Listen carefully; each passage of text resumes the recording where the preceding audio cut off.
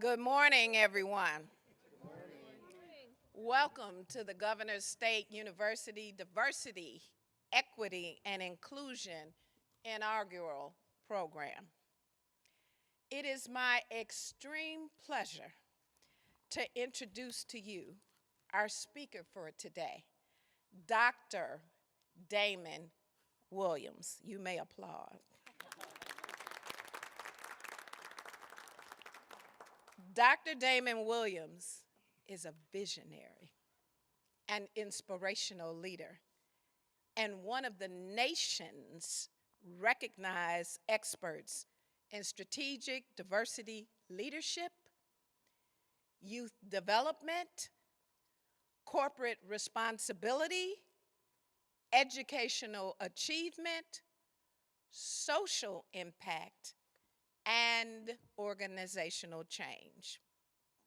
He is a global thought leader, having worked with more than 700 colleges and universities. You may applaud. Fortune 100 companies, foundations, and government agencies. As a keynote speaker, strategist, educator, and social impact leader. Dr. Williams was born and raised in Dayton, Ohio. Any Ohioans in the house? He received his PhD from the University of Michigan, Center for the Study of Higher Post-Secondary Education, where he specialized in the area of organizational behavior and management. Dr. Williams received his master's degree in educational leadership and his bachelor's degree in sociology and Black World Studies from Miami University in Ohio. He currently resides in Atlanta, Georgia, where he is the chief catalyst and leads the Center for Strategic Diversity Leadership and Social Innovation. The center helps leaders to accomplish real and meaningful change in their lives, organizations, and communities. It also helps companies, colleges, and universities like ours, K through 12 schools, nonprofits, and government agencies to develop capability through strategic planning, thought leadership, research, evaluation, training, and leadership development. Dr. Williams authored the best-selling book, Strategic Diversity Leadership, Activating Change and Transformation in Higher Ed, and co-authored the first book ever written on the Chief Diversity Officer role. The Chief Diversity Officer, Strategy, Structure, and Change Management. The presidents of all of these organizations, the American Educational Research Association, the American Council on Education, commonly referred to as ACE, American Association of Colleges and Universities, commonly referred to as AACU, NCAA, the National Collegiate Athletics Association, and the National Association of College and University Business Officers, commonly referred to as NACUBO, have all formally endorsed his scholarship. He was a founding member of the Journal of Diversity in Higher Education, sponsored by the American Psychological Association, and contributed scholarship to the successful launch of NADOHE, the National Association of Diversity Officers in Higher Ed, the nation's largest Higher Ed Diversity Officer Organization. He is also a member of the Journal of Negro Education Editorial Board. His most recent publication is Voice, Choice, Access, and Passion, Preparing the Centennial Generation for Leadership, one of the first publications on the Centennial Generation, or youth born after 1997, and key strategies required to prepare them for leadership in a diverse, global, and interconnected world. In 2017, the University of Michigan awarded Dr. Williams the Bicentennial Leadership Award, a one-time honor given to 20 trailblazing alumni who exemplified the best of the academic and leadership values of the university's 200,000 living alumni. Also in 2013, he was awarded the coveted Inclusive Excellence Award of Leadership from NADOHE, the National Association of Diversity Officers in Higher Ed, and a leadership commendation from the 13 research universities comprising the Committee on Institutional Cooperation for his landmark contributions to diversity, equity, and inclusion strategy globally.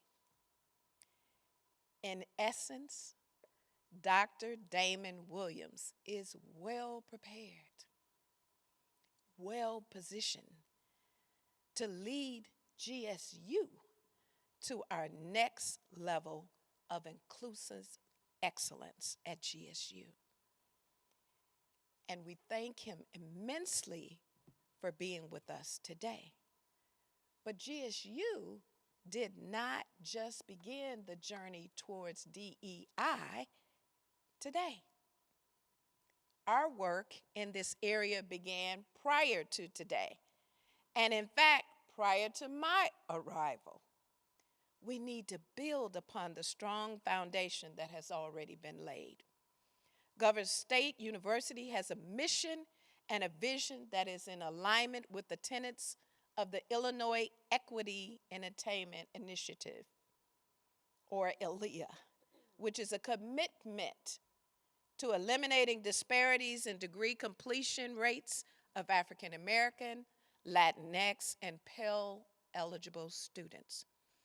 Our ILEA Equity Plan also focuses on eliminating disparities among adult learners, first-generation students, men of color, students with disabilities, and veterans and military-connected students.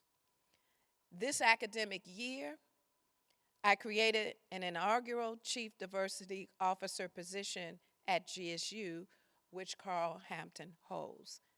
This position will work collaboratively with the campus community to provide vision, leadership, and counsel on matters of strategic initiatives and implementation of high-impact efforts that safeguard diversity, equity, inclusion, and mutual respect for all students, faculty, and employees.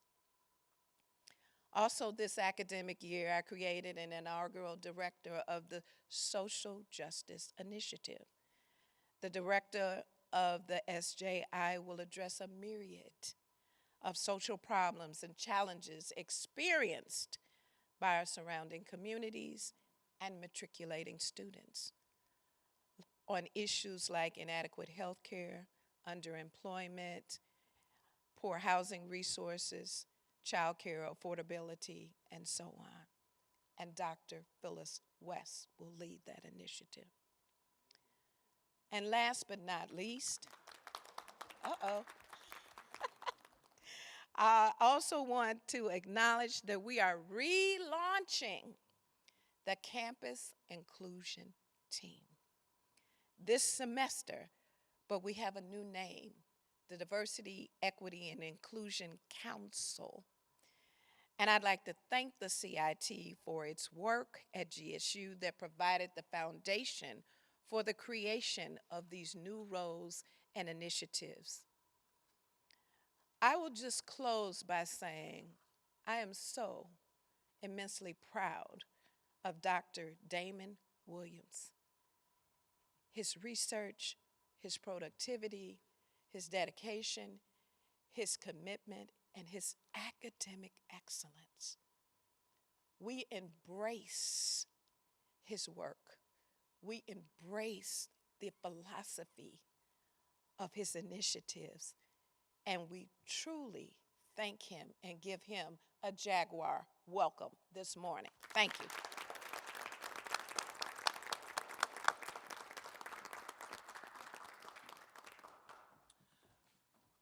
Boy, I tell you what, I haven't got one of those in a long time. I was blushing. You don't see a black man blush too much, but I was over there blushing. Thank you so much, President Green and Governor State University. How you doing today? Governor State University, I said, how you doing today? Now, look, I know y'all haven't been face-to-face and in person too often now, so I know y'all can do better than that. One more time, how you doing today? It's my first public appearance since the pandemic, and I am phenomenally excited to be here. I haven't been face-to-face in front of this many folks since March of 2020 when I was in Livonia, Michigan, working with an organization, and they had the whole company there, about 300 people, and that was the last time I'd been in front of a group. So I was a little bit nervous. I told my wife, I said, babe, I'm a little scared. I said, I haven't been in front of that many people in a while. A large group at this point was like 8 people in this era of the pandemic. But so glad to be with you and to get my feet wet, joining into this beloved community here in the Southland of Chicago. To those of you who are also joining with us via Zoom, what's happening? Glad that you are here with us as well. As was noted in the introduction, my name is Damon Williams. I'm trying to get my deck moving again. Let's see here. Everything was working fine, and now we're not moving. I know that there's someone here who has a lot more expertise than myself.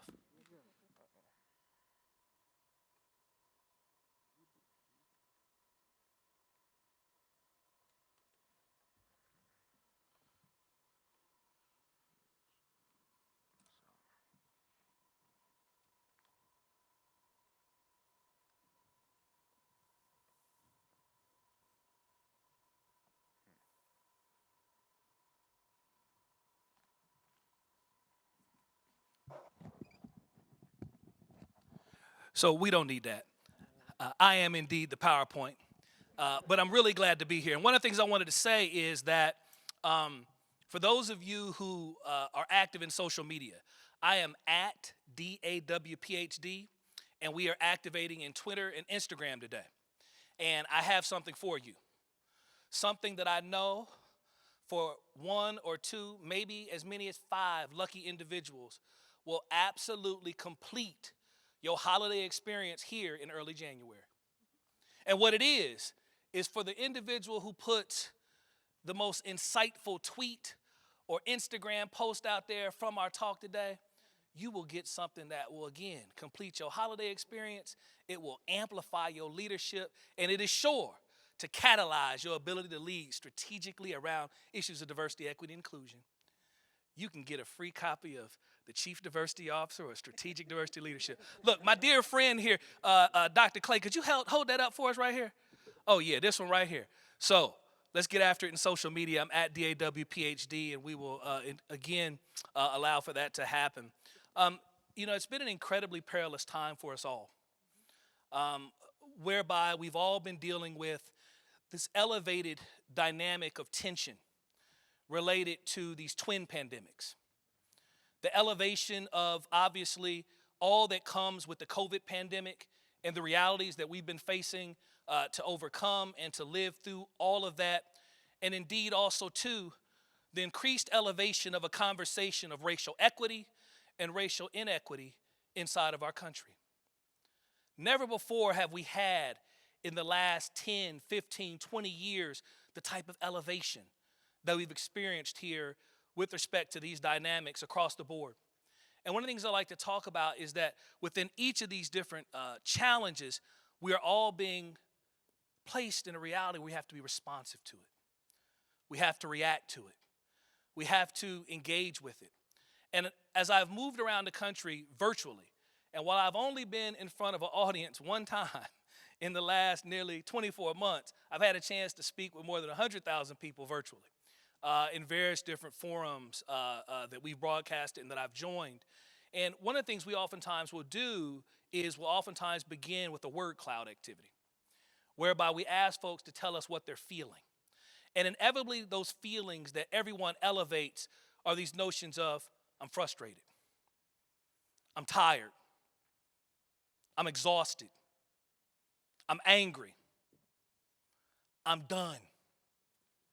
But at the same time, too, more and more folks are saying, I'm optimistic, I'm cautious, but I'm hopeful.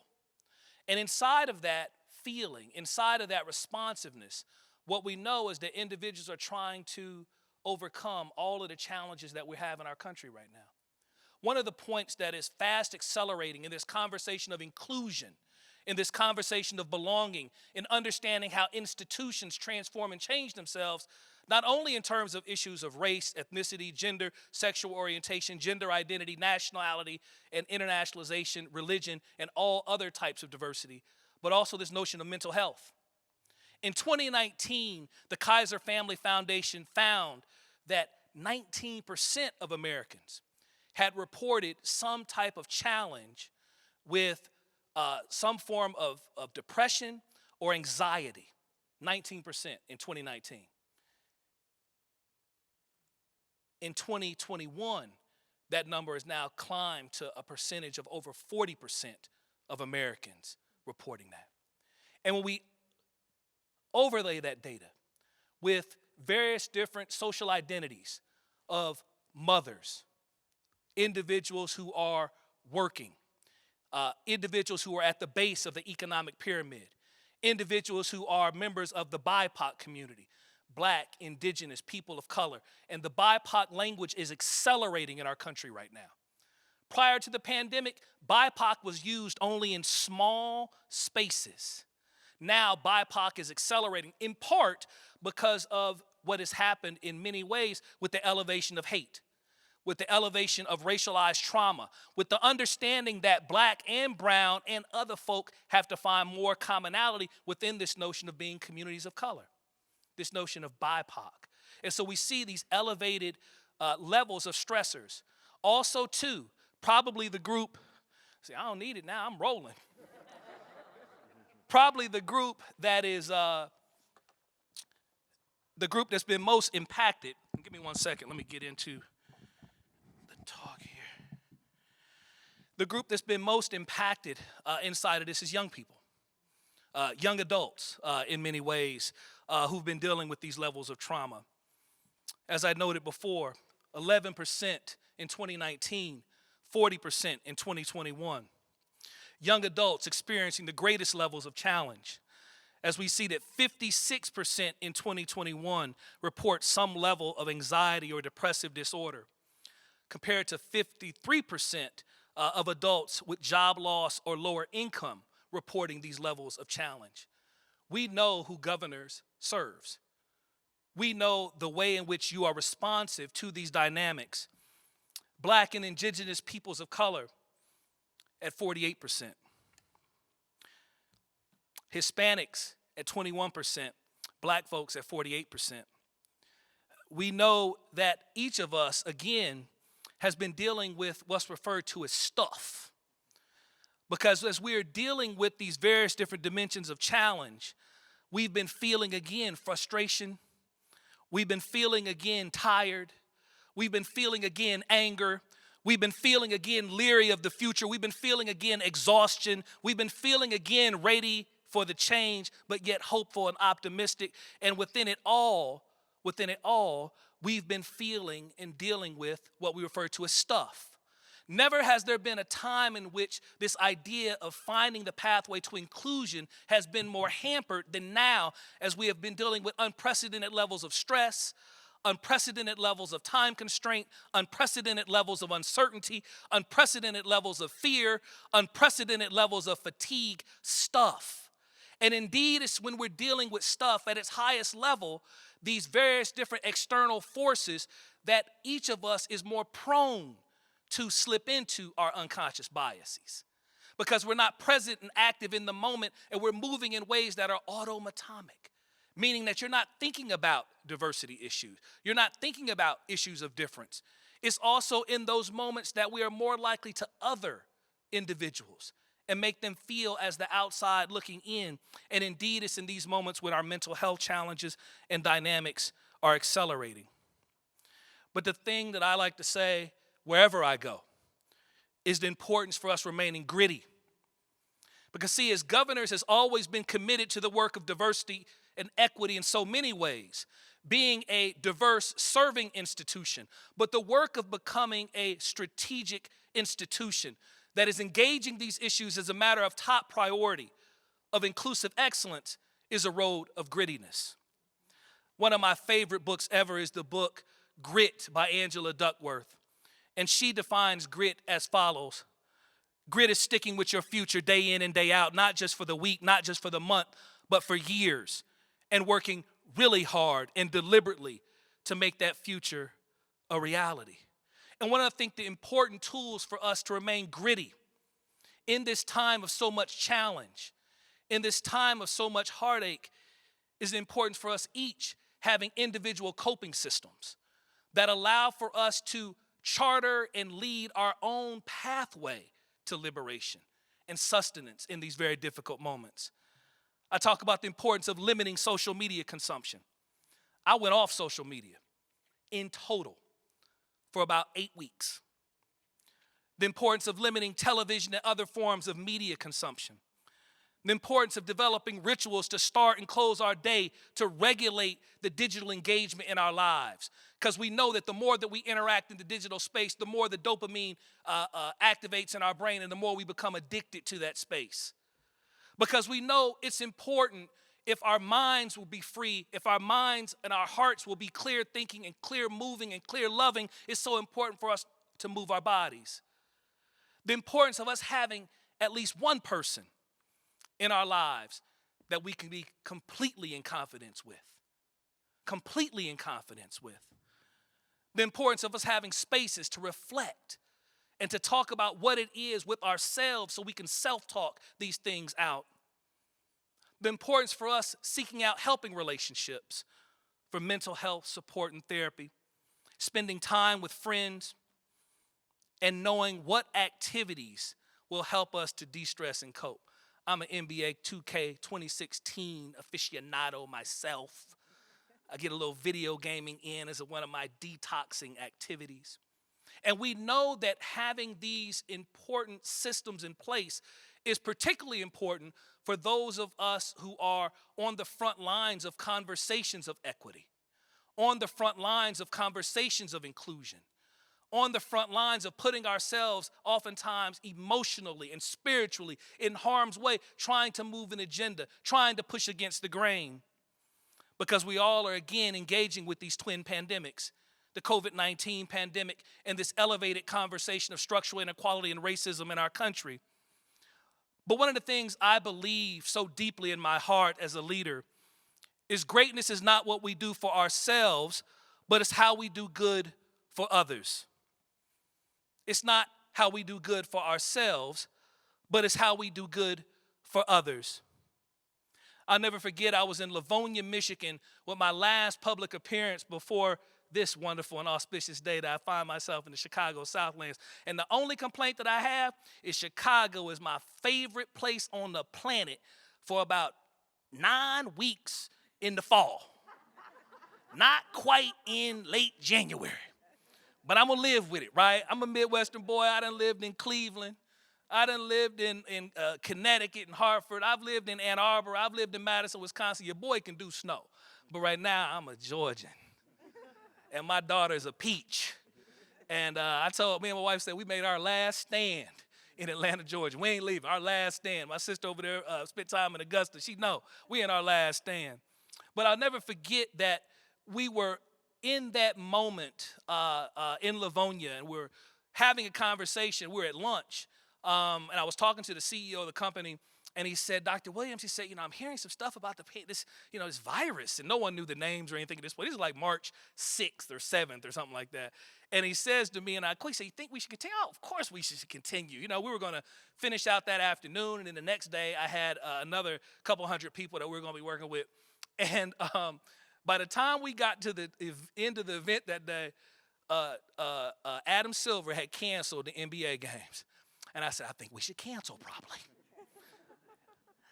Went over to Detroit Metropolitan Airport, climbed on the plane, and flew back home.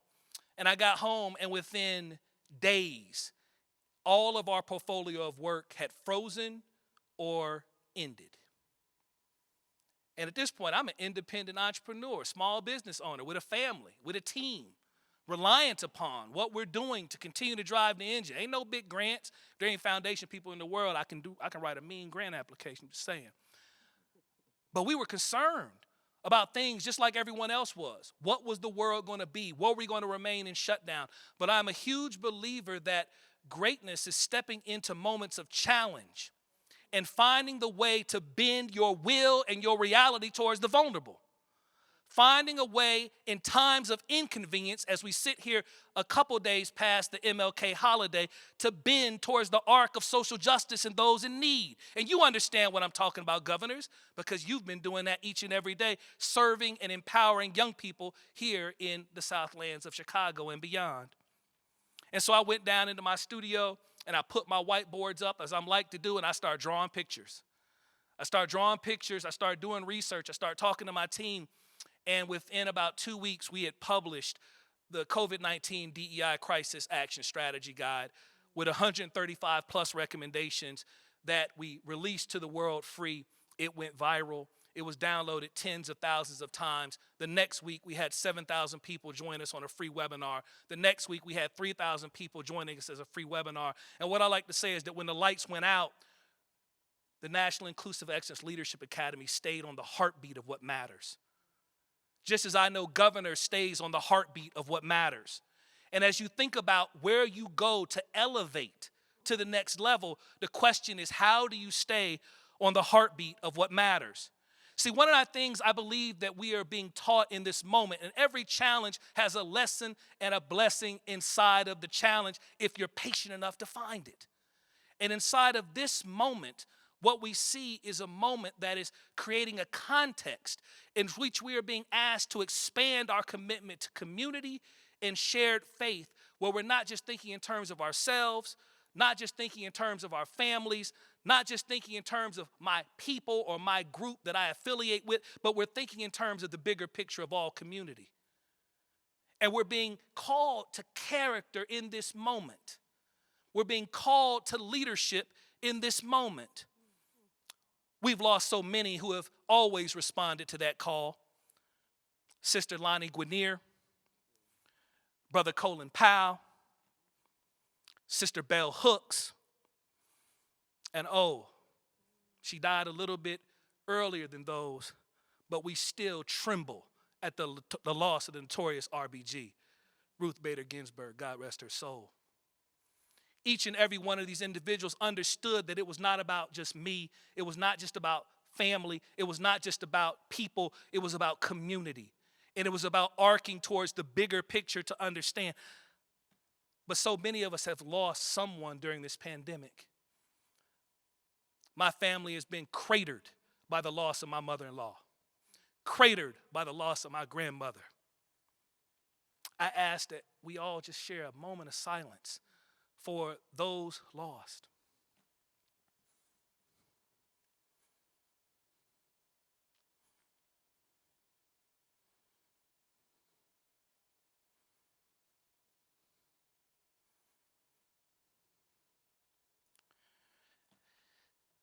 Governor State is a beacon of greatness in the Chicago Southland area. You know this every day. You've thrived through the pandemic. And here we are with new leadership, decisively focused on inclusive excellence, developing a new DEI plan and infrastructure, gathering critical climate and inclusion data, not just for the sake of gathering data to sit on a shelf and be another empty product, but the challenge for all of you, the challenge for all of us is how do we grapple with whatever we learn inside of those data? You know, somebody asked me a question recently. I was doing an interview and they said, you know, what are you saying that excites you and not excites you? I said, one of the things that excites me is that, you know, we're doing a lot of work with respect to gathering campus climate data. Well, what's not exciting you? Well, we're just gathering the data.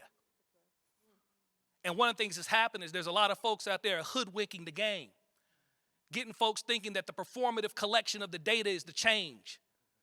The performative collection of the data is the output. The data is only an output, but as you do scholarly activity and engagement and write books and articles and various different products of that kind, then it's the output. But when you're collecting these types of data, it's the input to the conversation. It's the input to the conversation for faculty to circle around the data to help them to have a conversation about how their students are experiencing the classroom environment. It's a place for those who are in leadership positions to be with their teams and to talk about how these data talk about whether the individuals in their divisions or in their schools and colleges are feeling excluded, included, can they thrive and grow, do they feel a sense of belonging? If we're not going to take the data and do something with it, it's really just performative to gather it. But not only gathering critical climate and inclusion data, but every day. Each and every one of you get up every day and you empower students who are the future of Chicago and beyond. And that's an incredible opportunity to serve. It's an incredible opportunity to drive impact. And I don't think that there's an institution, given your demographic profile, your regional location, your leadership, and your faculty, that is more poised to powerfully join this inclusive excellence movement. In 2004, I was a very young, 2002. At that time, I think I was the youngest assistant vice chancellor in the country. I had finished my PhD in 2001. I was 29 years old. I was assistant vice chancellor for Multicultural and International Affairs at the University of Connecticut. And I had attended a conference, the American Association of Colleges and Universities, AAC&U, Diversity and Learning Conference. And I was at the conference, and I saw this woman, Dr. Alma Clayton Pedersen. And I saw Dr. Pedersen, who was a VP at AAC&U at the time, and I'm a little whippersnapper, didn't nobody know who I was. And I went running up to her. Dr. Pedersen, I'm a huge fan of your work. You know, you and Sylvia Hurtado and Jeff Milam and Mitchell Chang, you wrote this phenomenal piece on campus climate that informed my dissertation research and this, that, and the third. And I'm just gushing.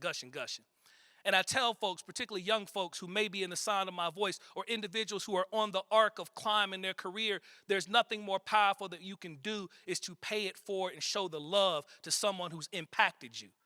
Because each and every time that I've shown the love to someone who impacted me, it came back multiple times and multiple fold. Sometimes in my heart and sometimes materially.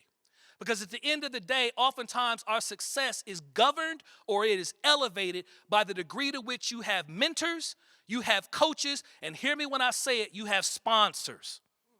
If you don't have someone who's willing to lean in and be an ally to your success and sponsor across various different dimensions, whether it's age, whether it's race, whether it's gender, then oftentimes your possibilities are limited.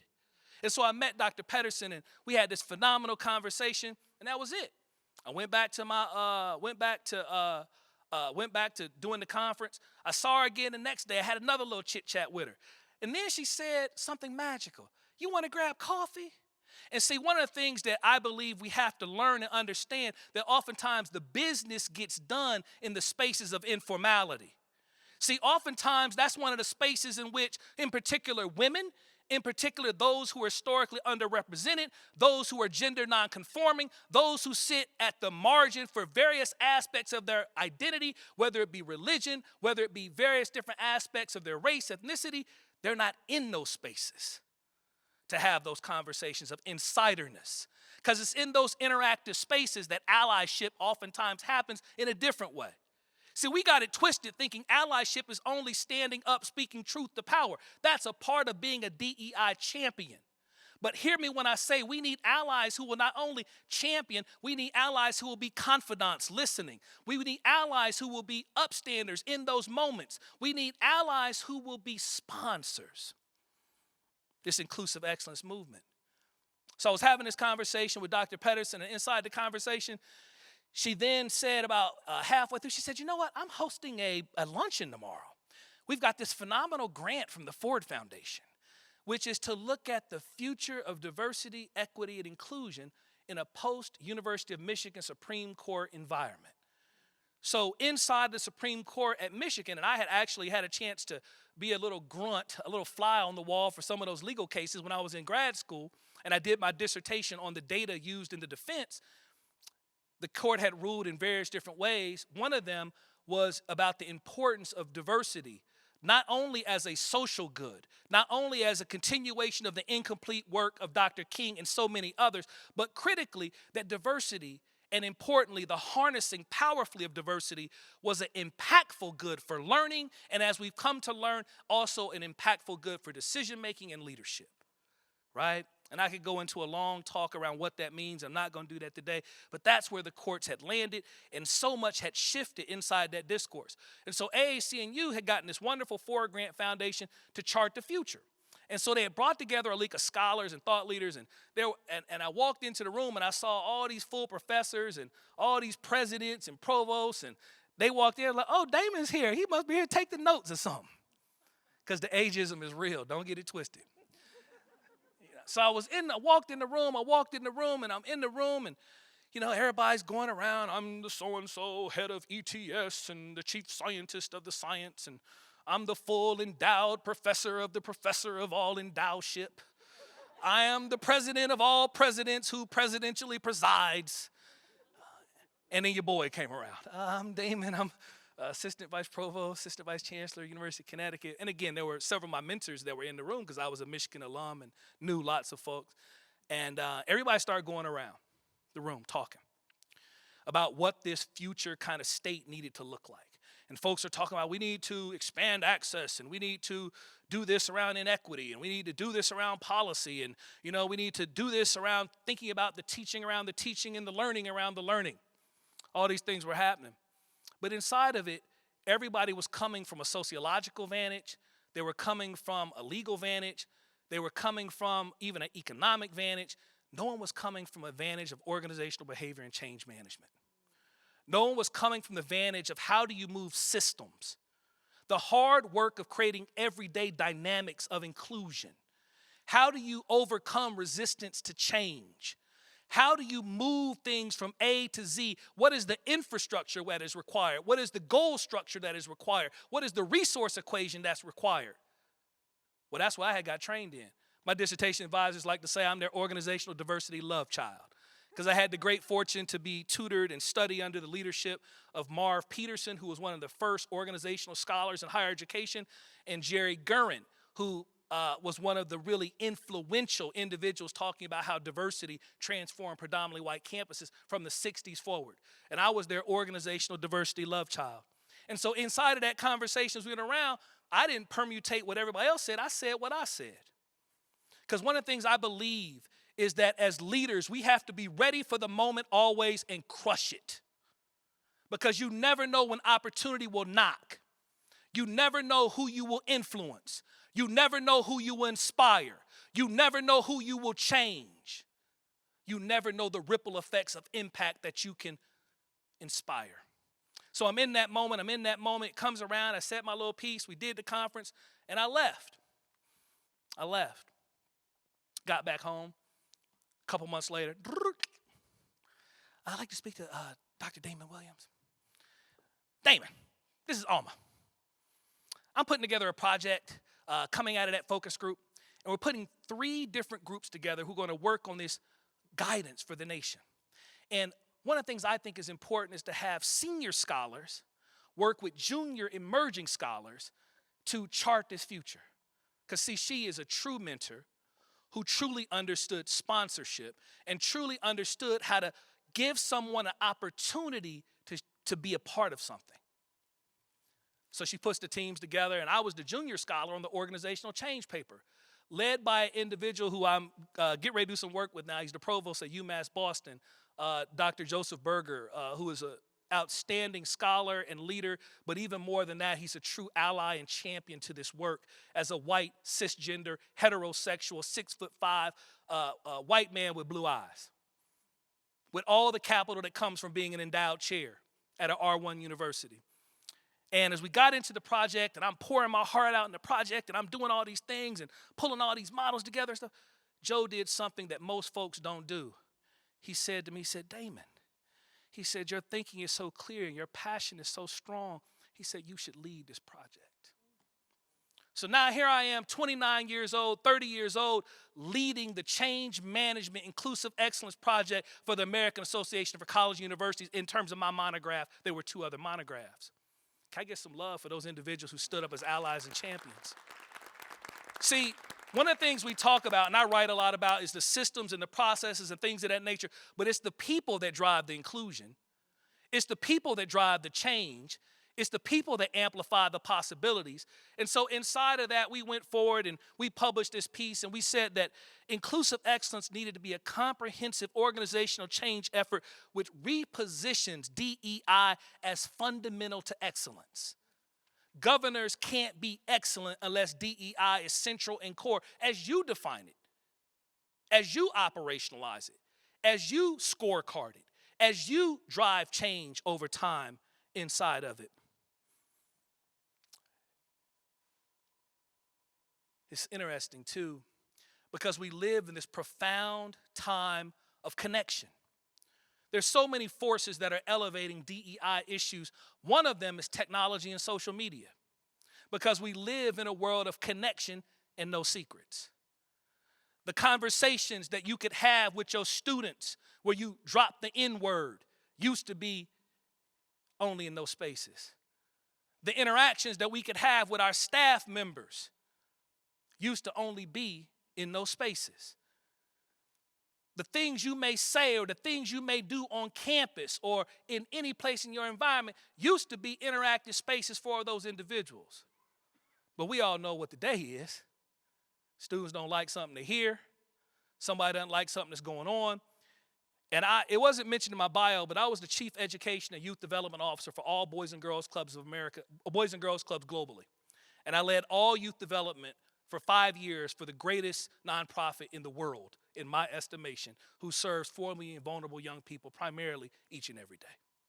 And I learned so much about myself. I learned so much about leadership. I learned so much about this generation. And we know this generation ain't having it. And we've seen that percolate. We've seen that percolate. This Generation Z, this younger brother, sister, human to individuals who are in the millennials, they're of a different ilk in many ways. And their persistence to it, and they use social media to drive it. We published the 3 monographs with AAC and U. And what was interesting is one monograph was led by a legendary scholar at USC. Another monograph was led by a legendary scholar at UCLA. And then I was the only junior person leading our monograph. And they came to us, and this is again 2004, and they said, we're going to release them all digital. Now, at that point in time, I was like, that means it's not coming out. This is 2004. Digital release. I was like, I did all this work. I'm not even getting a publication. Right? So they said we're going to release them all digital, but there's 2 that we're going to do print versions for and sell at the conferences. Which one of y'all think they did print versions for? The one I wasn't on. Right? The ageism is real. But guess which one went viral? Guess which one spoke to the heart of what the champions knew needed to happen? It was the person who was trying to offer a contribution, ever so small, to this conversation of organizational change, who was trying to think more complexly about how we bring together all the dimensions that have to be brought together to operationalize the diversity, equity, and inclusion agenda. It's the continuing work around access and equity of outcomes, around recruitment, retention, and outreach for historically underrepresented racial, economic, gender, and other communities, students, faculty, and staff. It's also the work that we do in the classroom and in the co-curriculum to prepare all of our students for a diverse and global world. We oftentimes call them high-impact learning experiences, study abroad, community service learning, career development and internships. We call them intergroup dialogue programs. Those work that we're doing in and outside the classroom to prepare our students for a diverse and global world.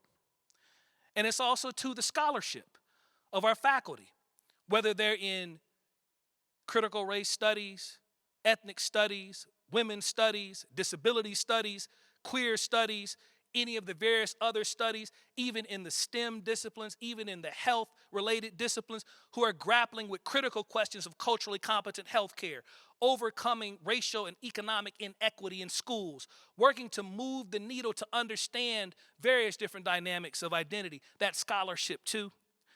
And what sits at the heart and the center of this model and this conversation is the ways in which we are creating and working to create a multicultural and inclusive campus environment. An environment that affirms identity. An environment that has the type of training and learning opportunities to help folks to skill up and leader up and to be better than they were before. The types of spaces where we're gathering the critical information to understand so we can pivot and we can improve. And we also began to propose this notion that there has to be a strategy and an infrastructure. And while you all are very fortunate to have my friend and colleague from UW-Madison, Carl Hampton, and my new friend and colleague who's leading the Social Justice and Equity Initiative, who spent time in Augusta, Georgia, that is not an infrastructure. They are beginnings of an infrastructure. See, there's only an infrastructure if there is a lateralized development of prioritization, plans, and activation leaders and accountability across the institution. One of the things that we started doing is we were working on the Chief Diversity Officer book. I was under contract for that book, and we were working on the book, and we turned it into a publisher. And my publisher, Stylus Publishing Press, got the book. He said, Damon, he said, this is fantastic. He said, this is so rich and so wonderful. He said, but it's actually a book and a half. He said, and so the only way I can sell it is at like some ungodly price that no one's going to buy it. He said, because you wrote a book and a half. He said, why did you add all these other chapters in here? I said, I added the other chapters because if I would have just wrote the book and talked about chief diversity officers, everybody would have been thinking I was saying it was about the officer. I said, so I had to write all these things that are about the strategy and the infrastructure first, then the officer. So that added 4 chapters to it. He said, well, you got a couple options. He said, option number 1, you can cut these chapters and publish this CDO book. He said, option number 2, he said, you can go back and you can cut this thing down the middle and just call it volume 1, volume 2. We'll put 2 books out. He said, or you can go back and you can reconceptualize the whole project and write 2 new books. So I went back, reconceptualized the project, and worked for 3.5 more years on 2 books. So we published 2 500-page books within 6 months of each other that became amongst the most popular ever published in this space. I never shortchanged the work. I never shortchanged the grind. I never shortchanged what I think vulnerable people need to help and to empower them, and also to help and to empower those who want to champion something. But we knew that it has to be about not just officers, but strategy and infrastructure. And we also know that it's important about how we engage in ways that are permeable, ways that connect with our community of alumni, our community of donors, our community of parents, how we create a permeability and a breathability. One of the positives that has happened during the pandemic is many institutions are opening up their programming virtually to their alumni more and more. Opening up an ability for those alumni to have a stronger footprint of engagement with the institution, which strengthens all types of possibilities, from development to sending their young people to the institution, to engagement in important ways that are seen and unseen. But this notion of a multidimensional way of thinking about these issues is inclusive excellence. And the question that I often propose more and more and more is, how will we innovate inside of this work? You know, we talk about in many spaces that DEI efforts can't breathe without air. accountability, infrastructure, integration of DEI as a priority across budgets, across academic priorities, across professional development, across advancement, across community engagement, across curriculum and instruction, integration, and also to resources. Because as the now departed Dr. Frank Hale Jr. once told me, commitment without currency is counterfeit, and don't let anybody tell you different. Commitment without currency. Everybody take a note on that. Somebody tweet that. Commitment without currency is counterfeit, Dr. Frank Hale Jr. DEI efforts can't breathe without air. And so as you're articulating your DEI plan, make sure there's a section that talks about these issues. These issues, so important. You know, one of my favorite books that I would recommend to you right after you run right out and get strategic diversity leadership is The Innovator's DNA, authored by Christensen and several others who are at the Harvard University Business School. And they studied this idea of innovation. They've written several books around innovation. And they went out inside this project. And one of the things I talk about is sometimes the most powerful research is grounded in the most simple questions, but asked very rigorously. So they went out and they wanted to know what makes an innovator, right? So they talked about it in various different spaces. And inside of having that conversation around what makes an innovator, they talked to innovators who were in K through 12. They talked to individuals who were in tech. They talked to individuals who were in consumer packaged goods. They talked to individuals who were innovating in higher ed. They said they talked to innovators in government. I don't believe them because I don't think there's no innovation there, but I'm going to take them at their word. They talked to innovators across the board. And they just want to know what drives you as an innovator. And so as we're engaging in this thought activity of thinking about innovation, I want you to all ask yourselves these questions as I propose them to you. Innovators are always questioning their reality around diversity, equity, and inclusion. If you're not asking questions about these issues of yourself, of what you're seeing in the world, of what you're talking about with colleagues, about what's not being discussed, then chances are you're not innovating. If you're not looking for solutions wherever you can find them, Procter & Gamble talks about search and reapply, searching out what works and reapply. See, one of the things that happened inside the pandemic is we all had to innovate or die. We all had to find the pathway to innovation. So the questions was getting asked quick. I like to say, y'all was moving at the speed of boys and girls clubs. Y'all was moving so fast in the academy. You had to find these solutions across boundaries. Innovators also know and understand that innovation doesn't happen in a vacuum. Innovation happens at the intersection of conversation with others. Innovators understand that you have to experiment with new ideas and new ways of work and new ways of teaching and new ways of interacting and new ways of coaching and new ways of managing and new ways of leading your teams if you're going to innovate. So if you don't have a commitment to experimentation, you don't have a commitment to innovation. And I'm not saying you got to go out and spend 7 figures on everything you're trying to experiment with, but you got to create some pilots coming out of this DEI plan. And then innovators know is that once they start to figure out what works and they got a proof of concept, innovators want to scale up. They want to go big. They want to sing it from the rooftops. This is what works. And see, oftentimes in the academy, we've got pockets of excellence, but we don't scale up. So one of the things I ask is as you begin to articulate your DEI plan, where are those pockets of excellence which have proofs of concept that can be scaled up? Even if they are situated in areas that oftentimes are historically ignored and marginalized, like in the Multicultural Student Center, in some area in ethnic studies or gender studies or some area that oftentimes not getting the visibility, but they got the goods. Where do we scale up? But see, there's a rate-limiting factor of innovation in any sector, in any conversation, whether we're talking about the innovation that Dr. King led, whether we're talking about the innovation that those heroic individuals who took the streets in the best of ways around Black Lives Matter, whether we're talking about individuals who innovate each and every day in their classroom, asking hard questions, revising their curriculum, getting in that conversation in new ways. Innovation does not move if it does not have courage. If there is no courage, there is no innovation.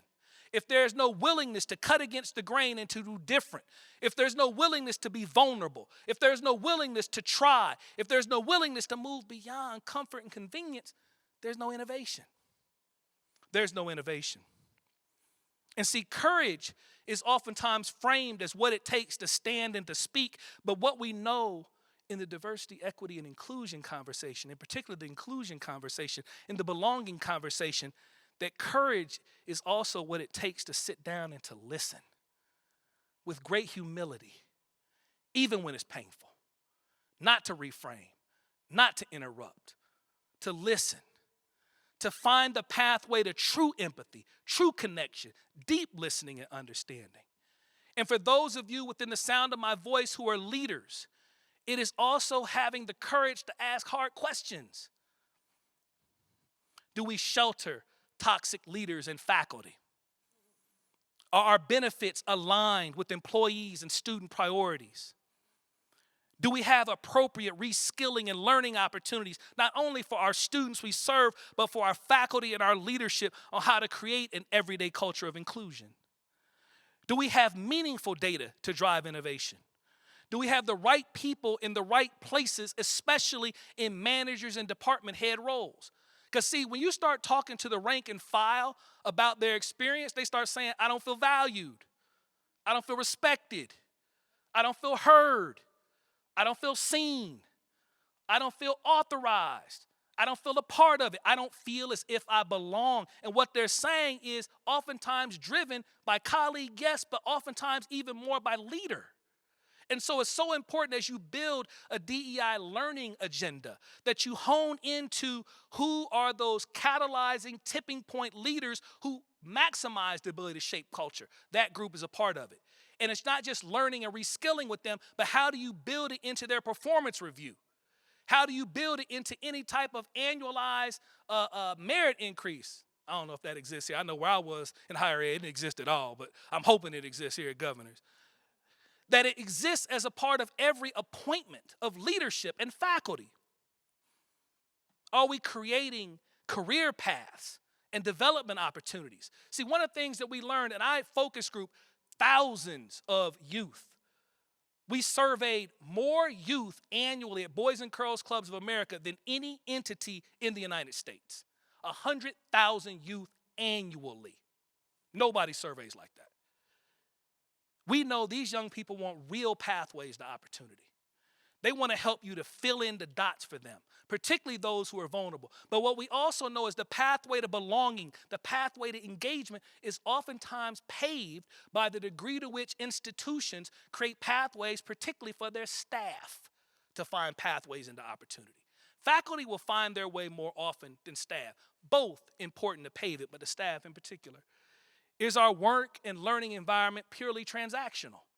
Or do we talk about it in higher purpose terms? I'm talking about your work today right now in higher purpose terms, not purely in terms of transaction. How do we build a sense of community for BIPOC and other historically underrepresented groups? And see, I believe that the innovation, you want that picture, don't you? Go ahead and get it. Now, you better be activating the social media and put that out for the people now. Don't be selfish. All right. So we know that the driver of greatness is in the DNA of Governors. And I did an extensive talking with various different groups. We did web scraping. We did some different stuff to get ready for the day. And this notion of your history was powerful to me because I didn't know about it. Innovating in collaborative learning. A history of innovating around competency and skill development at your founding. A mandate from the beginning to serve the underserved and the vulnerable. Innovators early on, far before the pandemic, with virtual learning. Innovators in being a green campus. All those things are a part of your DNA, and I know ACE acknowledged and recognized you not too long ago in that regard. But the question is, how does that DNA juxtapose to today in the challenges of amplifying belonging? The need to have a broad and inclusive definition of DEI. The need to strengthen the Latinx community's representation and engagement because we know the demographic shifts that are happening. The need to eliminate achievement gaps and enhance retention, which has immediate economic opportunity for young people, and the ability to empower them to leadership roles. And the only way we get there is through not just a central plan, but importantly, an aligned DEI strategy. So we don't just talk about diversity officers, we talk about now aligned DEI infrastructure. We're not just talking about a DEI plan, we're talking about alignment with administrative affairs, academic affairs, development, government, arts and science, business, education, College of Health and Human Services. And when the central type of framework is developed and is cascading into the schools, colleges, and other areas, the first question that you should be asking in the College of Health and Human Services is, what does this prioritization mean for our field and discipline? And articulate that. What does it mean in terms of culturally competent health care, eliminating ethnic or racial health disparities, preparing a new generation of diverse healthcare providers, because we know when diverse healthcare providers and social service agents and others are interacting in diverse communities, they're more likely to engage. And if we haven't learned anything during the pandemic, we should have learned that. These things are so critical. The need for us to define diversity broadly, gender diversity, LGBTQIA diversity, disability, economic, religious diversity. Indeed, the most persecuted demographic group in our country right now is Muslim community. And indeed, the Muslim community is a community of young people. A lot of people don't know this, but the average Muslim citizen in this country is a young adult. And those individuals are more and more living in the spaces of fear and uncertainty as they have faced increasing levels of hate against their community. And also to racial diversity. And as we all know that in recent days, there's been a reckoning and an elevation of a conversation. See, Black Lives Matter, an estimated 15 to 23 million people globally took the streets. This is the largest documented social engagement, infrastructure, movement, whatever you want to call it, in the history of the recorded world. In the history of the recorded world. And inside of it, in this country, there was an elevated conversation. Pew estimates that at the height, over 70% of Americans had had serious conversations about these issues at the dinner table, at the coffee table. And one of the things that we've been doing in our climate and inclusion surveys is adding questions on it. And what we found is that in college and university environments, that number's in the high 80s and the 90s. So there's this elevation as we remember Mr. George Floyd, as we remember Mr. Ahmaud Arbery, Miss Breonna Taylor, Mr. Eric Garner, Mr. Michael Brown, Mr. Laquan McDonald, Mr. Tamir Rice, Mr. Trayvon Martin, Mr. Walter Scott, Mr. Freddie Gray, Mr. Sandra Bland, Mr. Alton Sterling, Mr. Corinne Gaines, Mr. Deborah Danner, Mr. Philando Castile, Mr. Amadou Diallo, and dare I say, Mr. Emmett Till. Because see, what happened during the pandemic is the noise got taken away. There was no sport when it first hit. You were working at home when it first hit. There was no distraction when it first hit. The sitcoms weren't coming out when it first hit. And when all the noise went away, so many people for the first time in their life could see the nakedness and the ugliness of what had transpired. And see, what we know is that it can be small moments that can catalyze something inside of you to want to act. That's why I say what you must. Have learning moments as you will to engage that moment. And see, one of the things that I am excited about that is happening now inside of the DEI space, and I've been studying diversity plans for a long time, and the plans we're seeing now are looking a bit different. The language is different. There's things that people are manifesting in some different ways. One of the things that is happening is the J and the E are being put back into the D and the I. Let me go a little deep here. This notion of inclusion, how we foster feelings of belonging, membership, physical and psychological safety, the ability to thrive and grow, to interact in environments that lack discrimination and prejudice, inclusion, equity, that we're achieving similar outcomes for different groups, irrespective of identity in terms of promotion, leadership, success, opportunity. We're eliminating gaps. Diversity, the presence of racial, ethnic, national, gender, various different dimensions of diversity, but also this notion of justice, returning to the conversation. Because see, one of the things that happened is the University of Michigan elevated a conversation around the educational benefits of diversity, we stop talking about the social justice need for diversity. And I believe it's not an either or, it's a both and. And so the conversation is now more and more moving to a space of Jedi, right? And those of you who know me, I give a wicked lecture around science fiction organizational change, where it's nothing but science fiction metaphors. But this notion of Jedi, yeah, y'all got me here for the first time publicly. It's like Return of the Jedi, because your boy is here in full color right now. This notion of Jedi. And see, one of the things that we see that's happening is that there's an old conversation that's happening in this new era, a conversation of racial equity, this notion of healing, repair, reconciliation. Let me say that again. Healing, repair, reconciliation. See, with all the amazing, groundbreaking, trailblazing, iconically change-oriented work of Dr. King, he wasn't talking about healing, repair, reconciliation. But when you start talking to these young people of today who are pushing these conversations, what they want is healing, repair, reconciliation, ending individual and systemic racism, stopping cultural appropriation, all these various different places about committing to inclusive excellence. I got you. You got to be quick now. I got a lot going on. Y'all got me. I got a late start. I had a tech problem. I know my time running out. I'm moving fast as I can, but I got you. This idea of committing to inclusive excellence.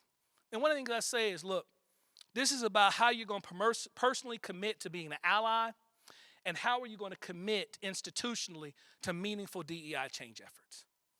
You know, I'm tired of plans with 200 recommendations and no impact. There might be 200 things we need to get done ultimately, but tell me, what are your big bets? What do you believe is going to maximally move the agenda for the institution? And this notion of allyship. My colleague at UC Berkeley, Dr. John Powell, who leads the Othering and Belonging Institute, talks about this notion that othering, this sense of exclusion and being on the outside looking in, is the defining problem of the 21st century as we live in a world of diversity. Whether it's religious diversity, nationality diversity, language diversity, diversity of thought, so many dimensions of diversity. And see, allies stand in the breach of othering. And I think that there's some critical literacies that are necessary for allies. Because fortunately, most of us are not having to endure what those individuals that I talked about, Mr. Floyd and others, have endured. But it's important for us to have these three types of literacies as allies. One is that we can recognize individual acts of deplorability and hate. Two, that we can recognize the subtle, often invisible acts of microaggression and othering that happen every day. Individuals being talked over in meetings. Ideas being co-opted that was offered by a woman but never given attribution for the idea. Individuals that are constantly not seen and not heard and passed over time and time again. Insider ways in which your leadership may be marginalized and the deal's getting cut and you weren't even in the room. Ways in which individuals are being triggered in classrooms by language that's being used by faculty in ways that make them feel as if they're on the outside looking in, that make them want to shrink when they're asked to speak for their race or to speak for their group, or language is used in unsavory terms and there's no negotiation. That piece that was announced in my bio, Voice, Choice, Access, and Passion, Preparing the Centennials for Leadership, was a monograph that we did when I was at Boys and Girls Clubs. And one of the things we came to understand was that this is a generation that wants choice. They want to be a part of it. They want to shape it. They want to have voice. And why? Because the time in which they were very young, they've been broadcasting. They had a voice in the world. I'll never forget. I have an 8-year-old daughter. My wife and I, we were driving down the road. My daughter had a little iPad. She was watching some various different learning programming. And my wife had it, was trying to adjust it. And my daughter had to be maybe 4 at the time. And my wife was trying to get the iPad and do something. My daughter says to her, my daughter's name is Warner. She said, no, mommy. Warner picky what she want. Voice, choice. Voice, choice. Now age that up. Age that up. How you going to tell me I can't have voice? How you going to tell me I can't be a collaborative partner in shaping? Now, I'm not saying we just do everything they say. I'm not saying that. What I'm saying, though, is a collaborative voice in shaping. So the subtle but also understanding the interlocking gears of structural inequality. This notion that there's an interlock between criminal justice, housing, education, media, and wealth, this interlocking gears.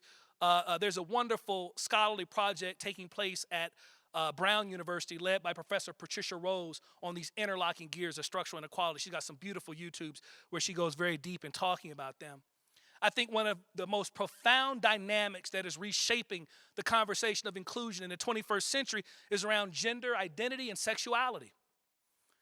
And we all have to level up with respect to this in terms of understanding that sex is about biology, in terms of understanding that gender identity is about how individuals emotionally and psychologically define who they are in the world, whether they manifest it publicly or not.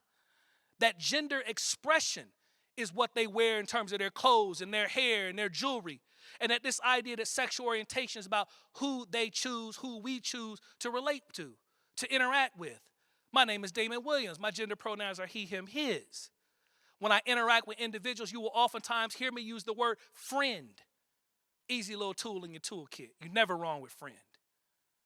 You're never wrong with friend.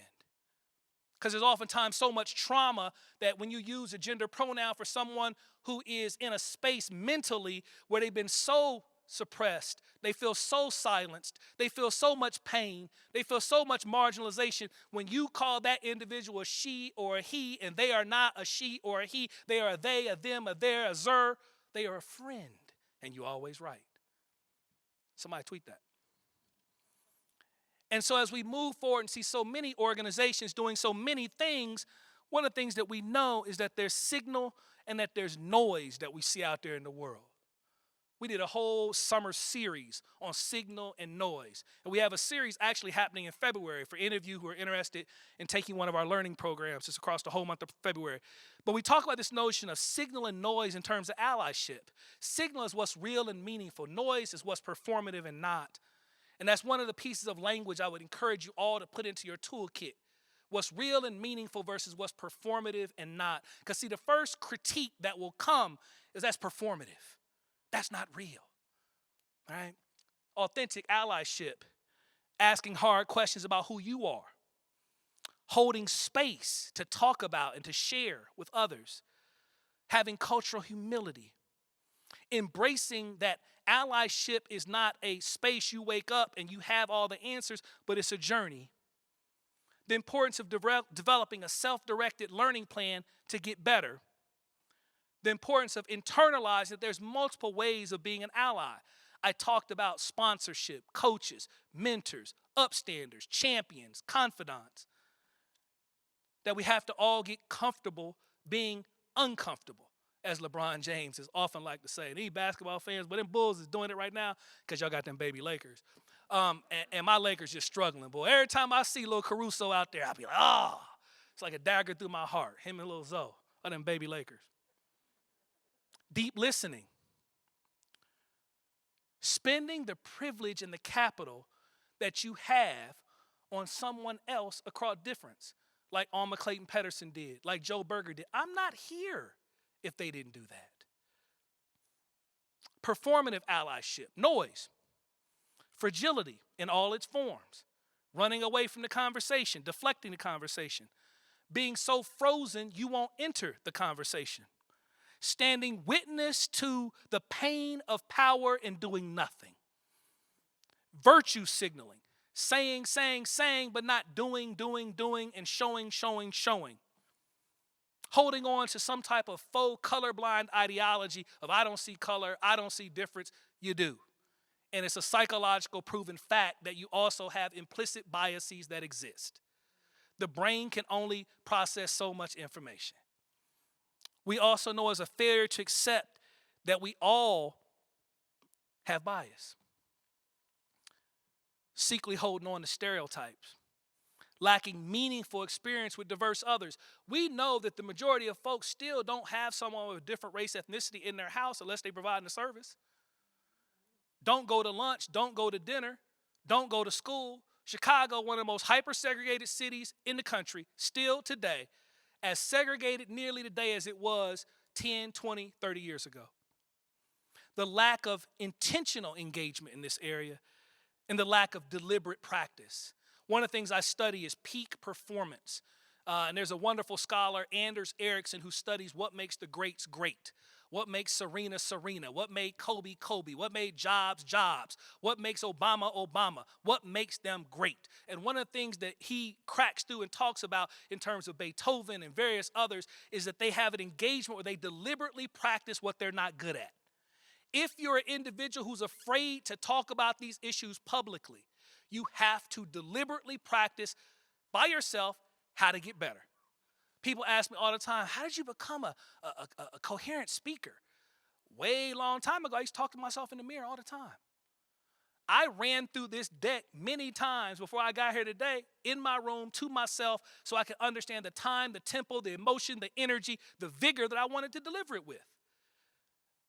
To understand that I'm trying to do 21st century storytelling like Nancy Duarte, anchored in the black oral tradition of MLK, Martin, and so many others, but contemporized with postmodern technology and programming like you're seeing today in a PowerPoint.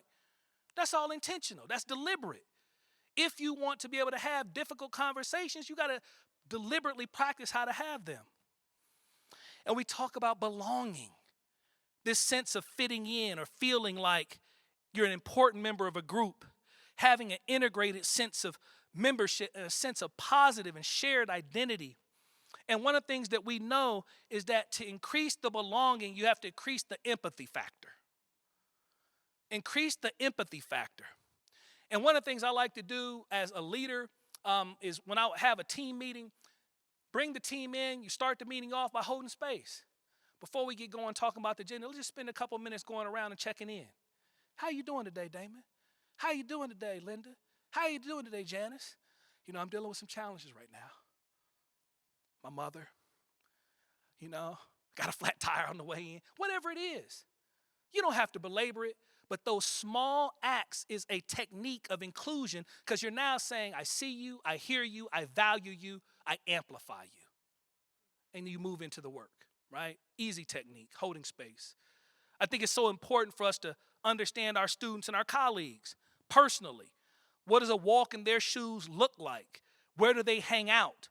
Where do they live? What is their home like? What is their life like? What is likable and special about them? What frustrates you about them? I'm not going to go through all of these, but that is so important. One of my dear colleagues, Dr. Beverly Tatum, the author of Why All the Black Kids Sitting Together at the Cafeteria Table, President Emeritus of Spelman College, and a dear friend of our academy. She lectures in some of our programs. She talks about this notion of the ABCs of inclusive excellence. This notion that this work's about affirming identity. How are you affirming your students? How are you affirming your colleagues? How are you affirming those you supervise? How are you building community? Constantly trying to build and shape community. And how are you viewing this work as about cultivating leadership for a world that's already changed? Right? ABCs. We live in a time that McKinsey & Associates, one of the world's leading management consulting groups, has referred to as the Great Resignation. More than 19 million individuals have left their job, over half of them without another job. I'm done. I'm out. For various reasons. Top 3 factors they found inside of their study. Number 1, I didn't feel valued by my organization. Number 2, I didn't feel valued by my manager. Number 3, I didn't feel a sense of belonging at work.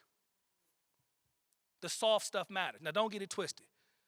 The salary, the compensation, the benefits, they all matter too. But when they ran the analysis, they already knew that mattered. But what they didn't know is these other things matter. This is the inclusion piece. This is the belonging piece. Because so many people feel like they're dying by a death of 1,000 paper cuts each and every day. As the microaggressions build up, as the feelings of otherness build up, as individuals come to work every day feeling like I got to check 80% of who I am just to be here. I've not seen any data on this, but if you ask the question, I would imagine that underrepresented groups over-index towards wanting to be virtual. Why? Because I don't want to come up here and catch hell every day in these environments and check who I am at the door. I don't have no data, but I'm sure them is facts. My little girl, my daughter said, those is facts, Daddy.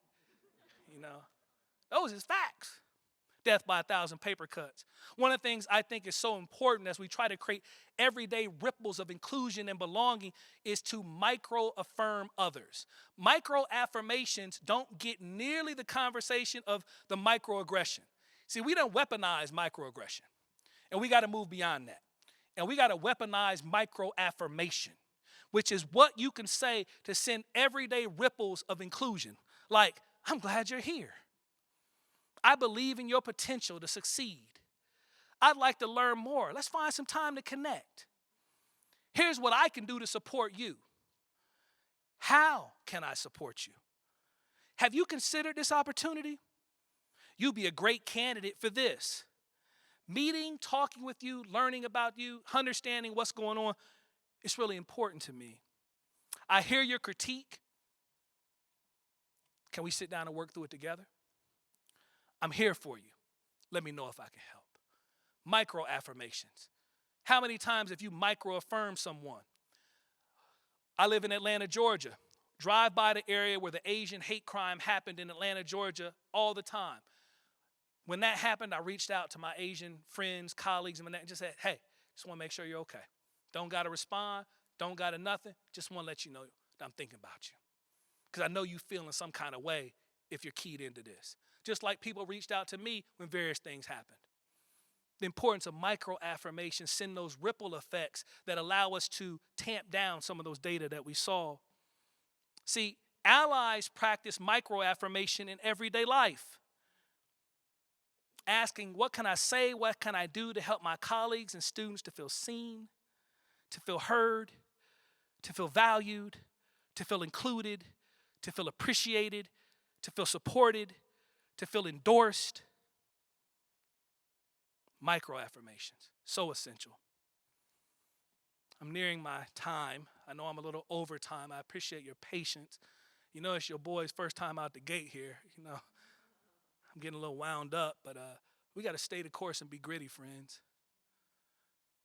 You know, I have a theory in one of my books that talks about the cheetah and the wolf, and that DEI planning and activation oftentimes happens on the backwash of crisis. And it's like the cheetah will sit high on the plain of the Serengeti and will see their prey and go hurtling after it. And for 300 meters, it's the fastest, most impressive mammal on the planet. Hunting singularly, individually, maybe in pairs, only found in one area of the world, 300 meters. And after that, it is either successful or it's not. And it sits on the plane and does what? Waits for the next opportunity to run. That's too much like our DEI efforts. See, with the crisis that is hit, the Black Lives Matter that hit, the cheetah ran. Now the question is what's on the other side of that? The wolf, by comparison, moves collaboratively, relentlessly, able to move not just across 300 meters, can move for days on end, nearly without stopping. Not moving singularly, but moving in pack. Not moving with just one or two, but the alpha and omega and everyone in the middle playing a role, a DEI infrastructure, a DEI strategy. Diversity plans can't breathe without air, accountability, infrastructure, integration, and resources. DEI plans can't breathe without air. We got to stay gritty on the strategic road of change. And then my final thing I will offer to you is another of my favorite books. It's the book, The Four Agreements. Any of you familiar by show of hands with the book of Four Agreements? Some of you are. Those of you who are not, I recommend you put that in your leadership library right after you get strategic diversity leadership. But right after that, it's fantastic. The Four Agreements. And this is a book authored by Miguel Ruiz. It's an oldie but a goodie. And it's a book that talks about these agreements that we have to make for ourselves. I just did a session for a couple of hundred BIPOC professionals in this Leadership Fellow program last week, and I ended with that, and I wanted to end it with you. I hadn't looked at these agreements in a while, and I've been recommitting myself to these agreements. These are agreements you don't make with the world. These are agreements you make with yourself, and they keep you healthy. They keep you safe. They keep you protected. They empower your resilience. They drive your ability to be gritty. The first one is be impeccable with your word. Speak with integrity. Say only what you mean. Avoid using the word to speak against yourself or to gossip about others. Using the power of generative word nomo in the direction only of truth and love, agape. Number two, agreement. And this is one that's really, really hard.